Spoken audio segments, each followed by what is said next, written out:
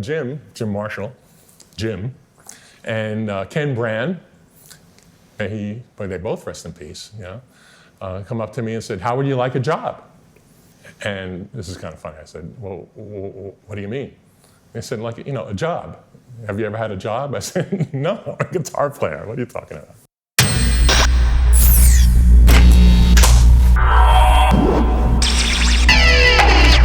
Oh my back.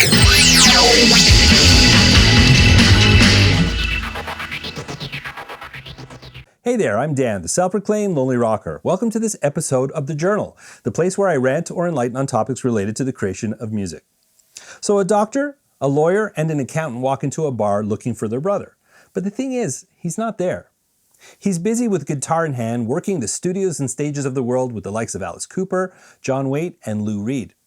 He's out there getting recruited by two of the most iconic companies. I'm talking Marshall and then Fender. He's busy writing the preeminent book on amplifiers. For decades, he has been and continues to be a torchbearer for something that I love dearly, and that's rock and roll. And I'm talking about Ritchie Fliegler, who joins me for an interview. Now, this interview was done before we decided to move, so you're going to get a peek at my old studio, but it was definitely worth the wait. So I've prepared this interview in two parts. In this first part, we're going to meet Ritchie, we're going to learn some things that get him a little hot under the collar, and we're going to listen to his story up to the point where he worked for Marshall amplifiers. Now imagine, after Marshall, he moves over to Fender. Well, that's in part two. I'm going to link that in the description and at the end of the video, so make sure to check that out after this one. All right, let's jump in and get started and check out my interview with Ritchie Fliegler. Hey Ritchie, how's it going? It's going great, man. Good to see you again. Likewise, always a pleasure to speak with you. Yeah. All right, so you've been in the game a long time. You've had a lot of different roles. You've been a brand ambassador. You've been a player. You've seen a lot of things coming and going. What's your take on the gear industry today? Ooh, my take on the gear industry. Boy, did you just step into it. My take on the gear industry can be summed up in the use of the word gear that used to be instruments. The MI industry, as I've known it, is in a race to the bottom. It's in a race to make the cheapest junk they can make and sell it as quickly as possible for the most amount of money. And to help them along the way, they've replaced a beautiful word like instrument, I love my instrument, with a word that is synonymous with a carabiner or a hacksaw, right? I don't play on gear. I use instruments made by people who make beautiful things. And when I want to dig a trough in my backyard, I reach for some gear. And I've seen it. I'm not just making this up. I've seen it. The race to make things cheaper, not just more inexpensive, because to make something more inexpensive, you have to make it more cheaply. It makes me sad. And quite frankly, it's one of the reasons I'm no longer in it. I get asked a lot, it's like, well, why did Fender fire you? Well, I didn't get fired. I quit. And I was the senior vice president of the company, and I love it. I love the people there. Obviously I love the instruments, and et cetera, et cetera. And I have no ill will. This is not me going like, those guys, I'm not saying that at all. Not even close. But they are in an industry that they have to compete in. That industry is basically fueled by, you should pardon the expression, moving shit through the goose. And it's a shame.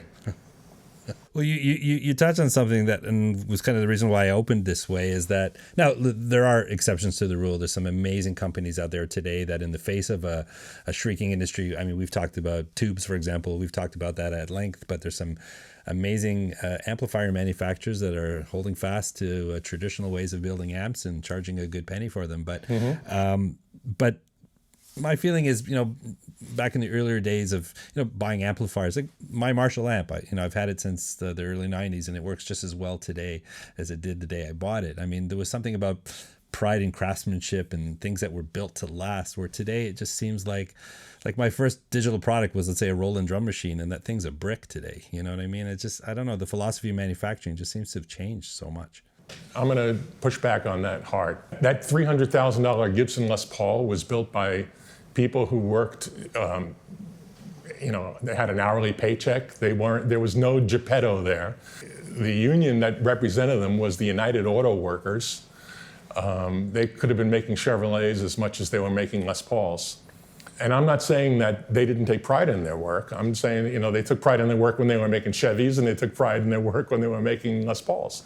This idea that there was some grand scheme back in the day that isn't there anymore is just plain wrong.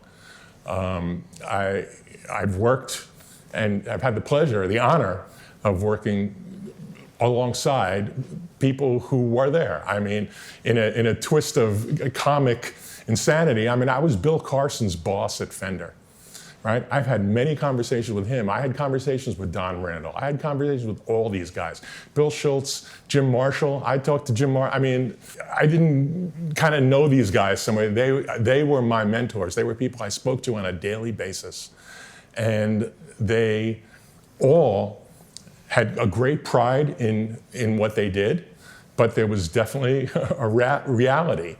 And to think that someone in the Corona Fender factory now doesn't have the same feeling that Freddie Tavares had or Taddeo Gomez had is simply wrong.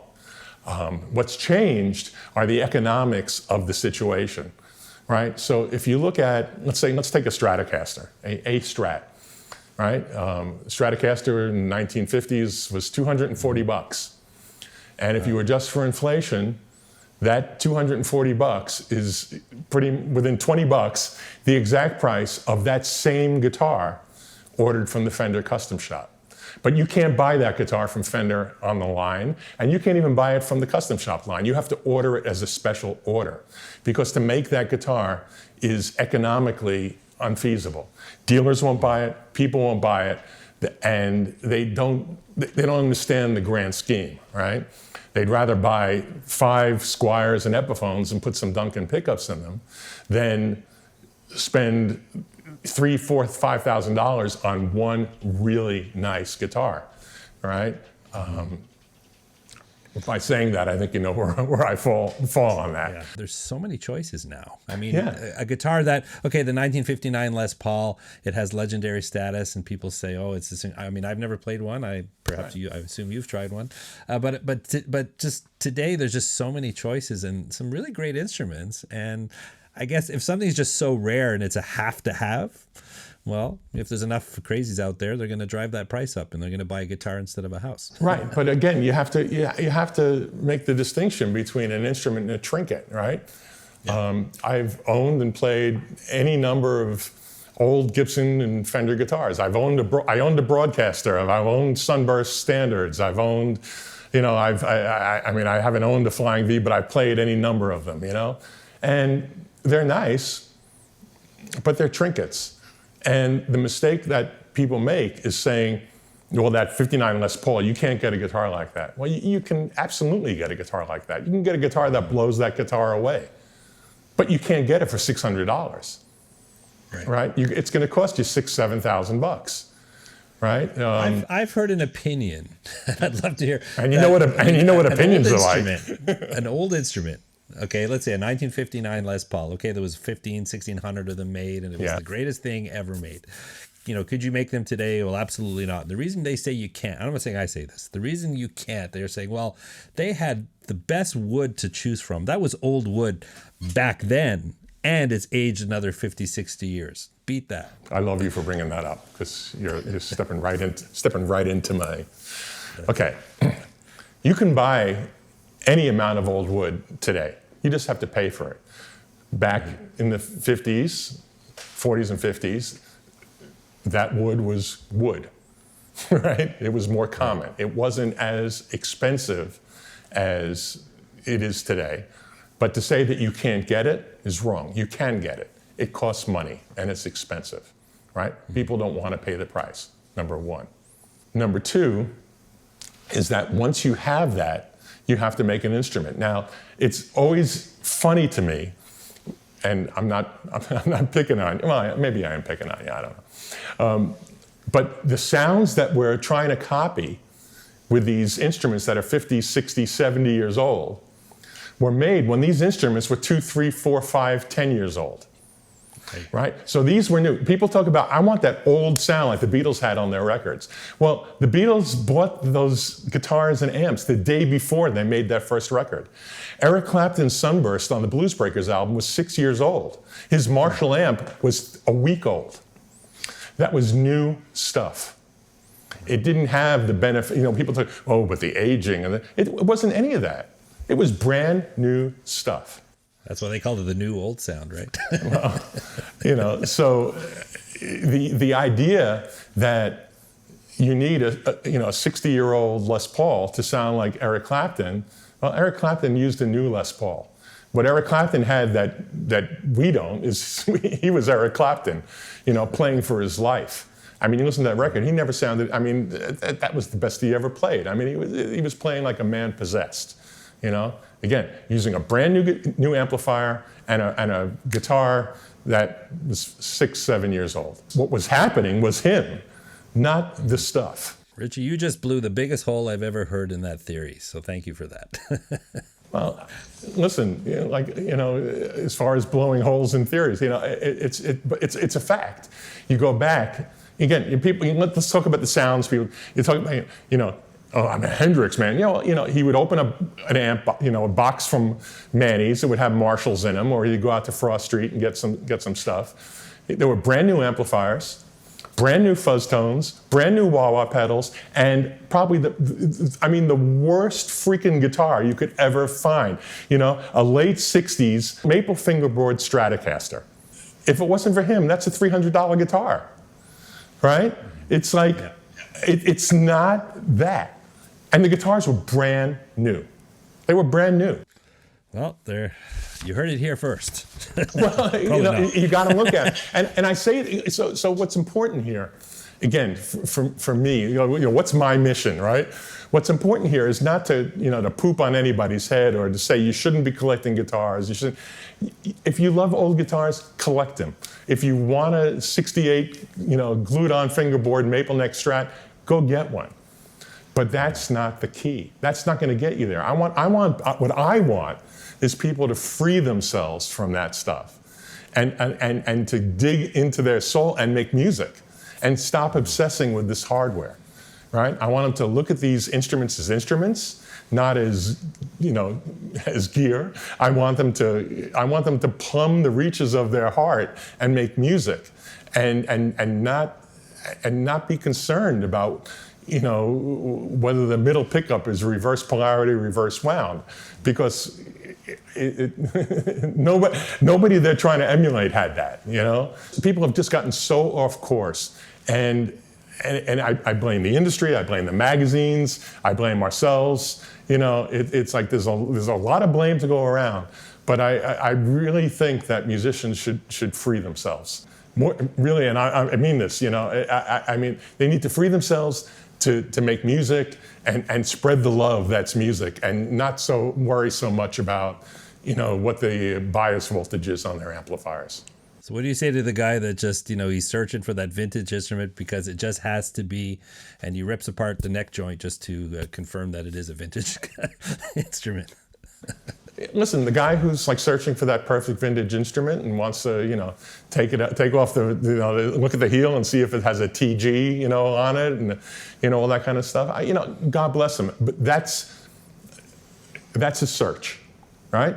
One of my hobbies is rock hounding. I go out into the outback and look for fossils and copper ore. Those are searches. But taking the neck joint off of a guitar and seeing if it's got a Tadeo Gomez signature on it should not be confused with making music. It's not the same thing. And the people that they pretend to want to emulate, they weren't taking the neck joints off there. Clapton got a guitar, he plugged it in, he got his little range master, plugged it into the amp, and he proceeded to slay, right? He didn't really, that guitar was so precious to him that he left it somewhere where it could be stolen, So are you enjoying this video so far? If so, perhaps you consider clicking the like button. It really helps out the channel. You can drop me a note in the comments. And ultimately, if you enjoy what's going on here, hitting that subscribe button. All right, let's get back to the interview. Let's take you back a little bit.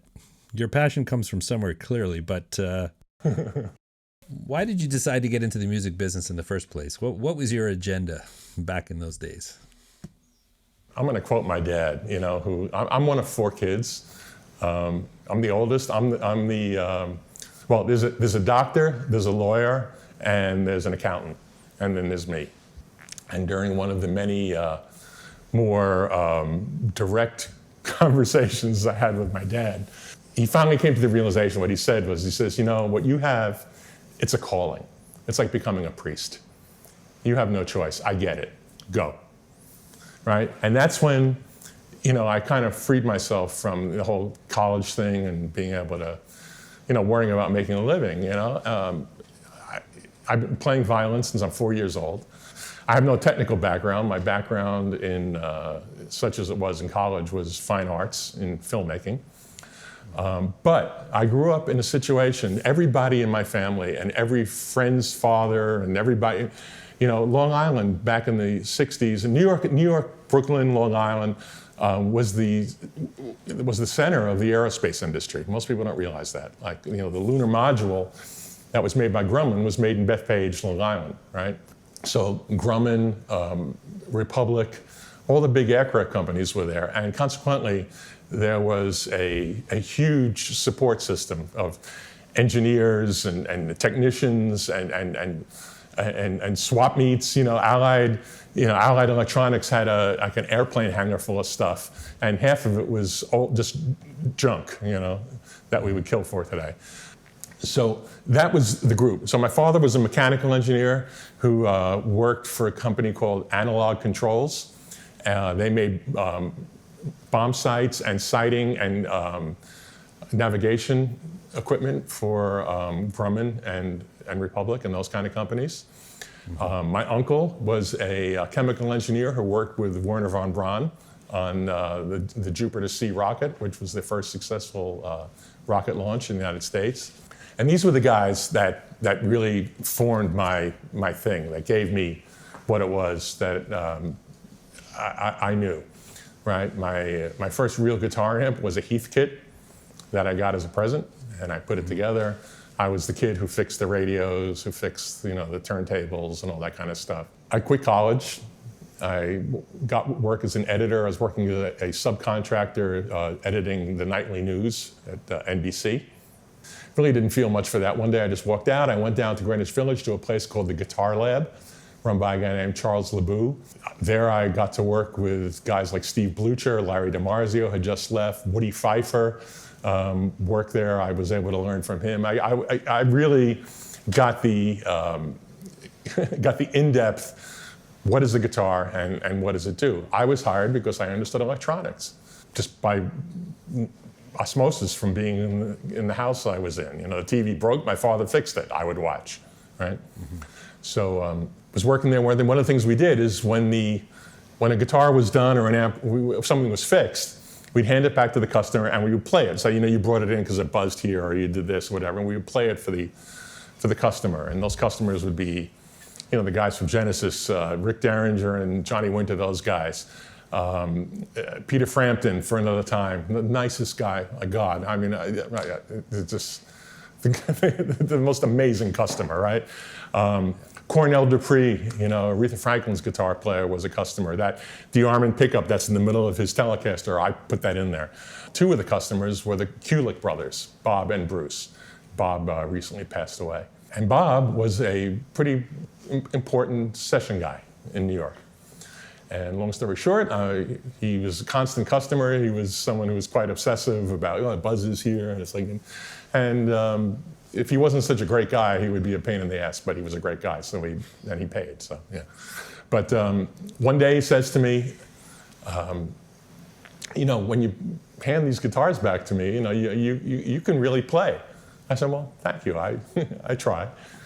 And he said, well, I'm playing with a guy named John Cale, who's not J.J. Cale, but he's a Velvet Underground guy. I used to work, play with Lou Reed. And I'm leaving that band, and I'm going to recommend you for that job. And I said, okay. So 3 days later, I found myself in an audition. I got the audition. Now I'm the guitar player in the John Cale band. And we ruled CBGBs, you know? It's like we played, we broke all the records there. I traveled Europe, I lived in London with John. From John, I started playing on records with a bunch of other people. You know, consequently, I mean, I started playing sessions, you know, when the Blondie guys got their, renewed their record deal and they got individual record deals. I played on Jimmy Destry's records and I got to tour the world with Lou Reed after that. And so I just became a player, you know, and my thing as a player was I was this CBGB's guy who started out on violin. So, you know, I understood ensemble, I understood parts, I understand how to get a sound because I understood how the guitars work and the amps work. So I could walk in and just kind of like, bang, there we go.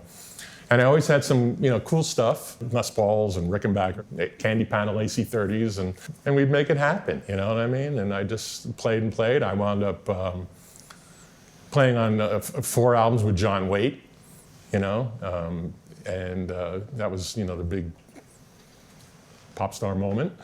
And, you know, on and on and on. Long story short, what became clear after a while in the late 80s was that the business was changing. I was seeing a bunch of my friends, again, no names, but guys that you absolutely would know. I mean, big deal guys. You know, people were starting to record at home. They're doing demos on Porta Studios. You know, I don't think a lot of people realize how much of the business was, you know, song demos, right? And, you know, you go in the course of a day, record 30 songs for demos and whatnot. And that was, you make good money doing that over the course of time. Studios were shutting down, et cetera, and I was approached by Mitch Colby of Colby Amplifiers fame, who at the time was the VP over at Korg, who were the distributors for Marshall. They hired me to demo amps at an amp show. And because as Mitch put it, he says, you know, you're famous enough, your resume is good enough that you're impressive, but you're not so famous that you're gonna be a pain in my ass. You know, and little did he know. But I went and did that. And then on the Sunday afternoon of NAMM, you know, Jim Marshall, and Ken Brand, they both rest in peace, you know, come up to me and said, how would you like a job? And this is kind of funny. I said, well, what do you mean? They said, like, you know, a job. Have you ever had a job? I said, no, I'm a guitar player. What are you talking about? Yeah. And so they asked me if I wanted to become the product manager for Marshall in the United States, because Mike Doyle, another significant person and wonderful friend to this day, who was the previous product manager, had left to become a road rep. And if you've, you know, The Sound of Rock was his book, right?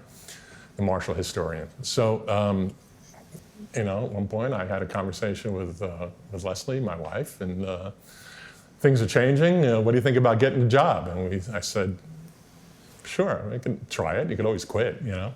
What was your experience like working with Jim Marshall? Because I know he's this legendary figure, but I'm assuming, you know, back in the days, he owns a business, he's making amplifiers, and he asked you to come work for him. Yeah, Jim Marshall was a very, very interesting character. Like most of the great guitar and amp designers, he was not a guitar player. I am of the firm opinion that if you're a guitar player and you're working in the guitar business, it is a handicap that you need to overcome. And if you don't believe me, ask Leo Fender, Orville Gibson, Jim Marshall, and a few other nobodies. Jim knew he was Jim Marshall, you know? He was very cognizant of what he'd accomplished and where he'd come from. He was very matter of fact, he was very straightforward, and he was a brilliant, brilliant businessman. I'll give you an example. I was in a meeting once with a client who's also in MI, and we were discussing something that was clearly, let's just say, a poorly conceived idea.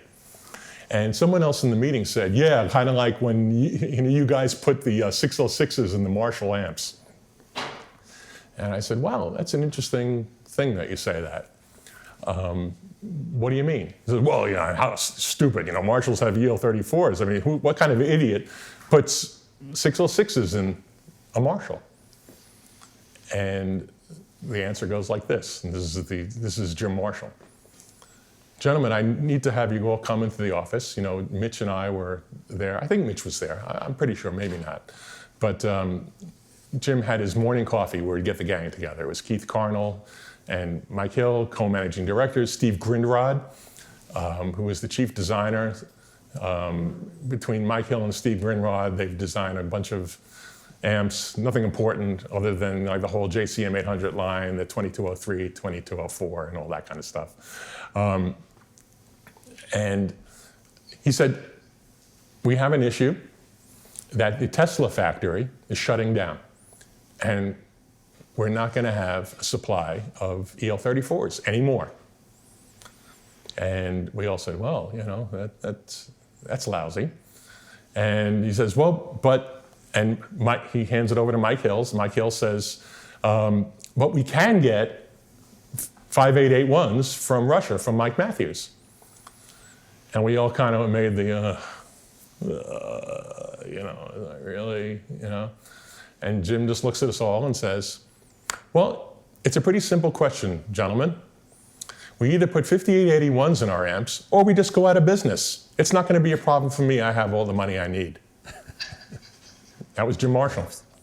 I've had the pleasure of, you know, working with different entrepreneurs. I've interviewed, you know, founders of companies and that. And I think obviously time, you know, I think that's why people are so fascinated by history, right? Because it's not like, well, I can just go talk to Jim Marshall. Sadly, we can't today, right? So his legacy now is what it is. But you know, any entrepreneur that I've known, some people think most entrepreneurs are assholes, right? But really they're just driven, they have a vision, and they're working for themselves because they're unemployable, right?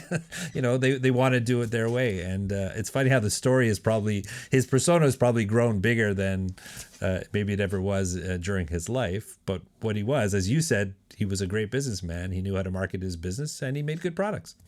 He was everything you'd want him to be, and pretty much nothing like, you know, what people, the legend, right? He was a straight ahead businessman. He knew what he wanted. He knew what he was about. He could hear, you know, he wasn't a guitar player, but he was a musician. He was a drummer. And his son, Terry, who I'm still friendly with, was a sax player, saxophonist, but a very musical family, but no guitar players. And, but Jim could hear. He knew. I mean, if you were playing something and it wasn't working, I mean, he would, I mean, you know, 3 seconds. Oh, that's not it. I'll be back later. Bye. You know, but he was involved. I mean, it was his company, for sure. All right. Well, your experience working in Marshall in those days, what would you say is sort of that difference in philosophy in terms of design and manufacturing compared to what a lot of companies are doing today? Well, so the difference in Marshall then and Marshall now is very much the difference between all MI companies then and now. And again, to think that the people that are in charge of these companies now are somehow carpetbaggers with no sense of the history or the importance of making stuff good and well would be a big mistake on people's parts. The difference was the economics of the companies and the economics of the retail channel.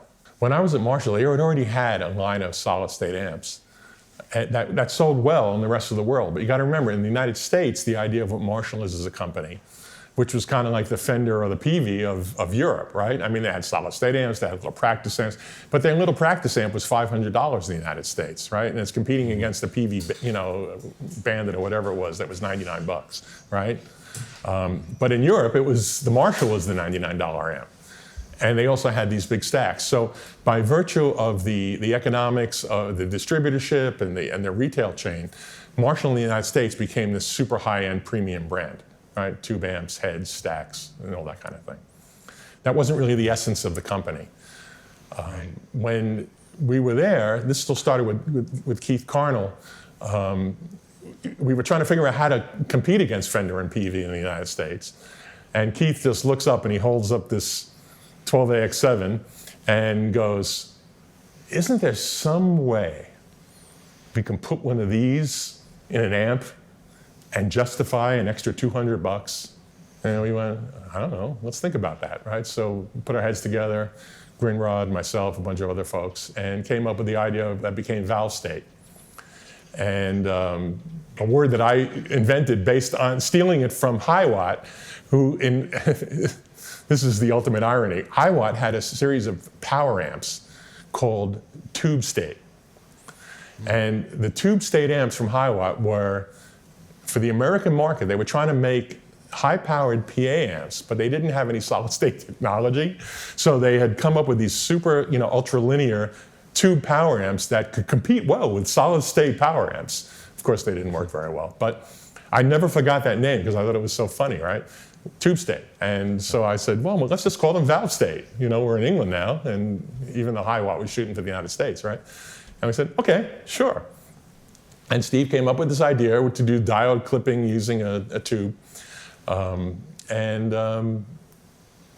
We were able at that point to really compete in the United States in the, let's call it the mid-level market. We still didn't have a $99 amp that we could sell in the United States. At that point, we really started humming in the U.S. Now, when you went to Marshall for the first time, and understanding your story of how you got there, obviously it wasn't in the plans, it was something that kind of happened, but suddenly you're inside Marshall. Was there anything that surprised you once you had a peek behind the curtain? No.